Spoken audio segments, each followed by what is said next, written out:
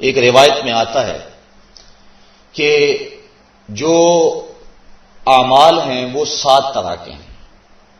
2 اعمال ایسے ہیں کہ جو واجب کرتے ہیں، 2 اعمال ایسے ہیں کہ جن کی جزا ان کی مثل ہے، اور ایک عمل ایسا ہے کہ جس کی جزا 10 گنا ہے، اور ایک عمل ایسا ہے کہ جس کی جزا 700 گنا ہے، اور ایک عمل ایسا ہے جس کی جزا بے حساب ہے.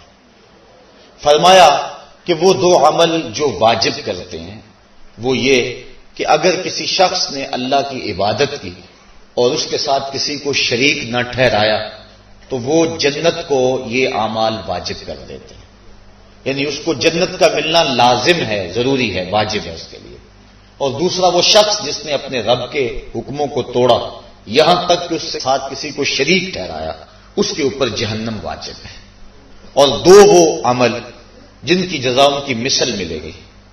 ایک وہ گناہ جو اس نے کیا تو اس کی سزا اس کی مثل دی جائے گی، اور دوسری وہ نیکی جو اس نے کی نہیں ہے لیکن اس کا عزم کیا تھا تو اس کو بھی ایک نیکی کا ثواب دے دیا جائے گا. ایک عمل وہ ہے جس کے بدلے کے اندر 10 گنا اس کو اجر دیا جاتا ہے، اور فرمایا اس سے اس کے نیک اعمال مراد ہیں. اور فرمایا کہ جو اس کا چھٹا عمل ہے وہ ایسا ہے جس کے بدلے کے اندر اس کو 700 گنا اجر دیا جاتا ہے، اور وہ راہ خدا میں اس کا صدقہ کرنا ہے. اور فرمایا ایک عمل ایسا ہے جس کی جزا کا دنیا پر کوئی حساب ہی نہیں ہے، اور وہ بندے کا اللہ کے حضور اپنے روزے کے ساتھ پیش ہونا ہے. تو روزہ ایک ایسا عمل ہے کہ جس کی جزا کا کوئی حساب ہی نہیں ہے.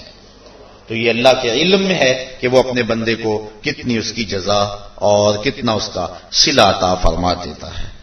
تو یہ اجر ہے نیکی کا.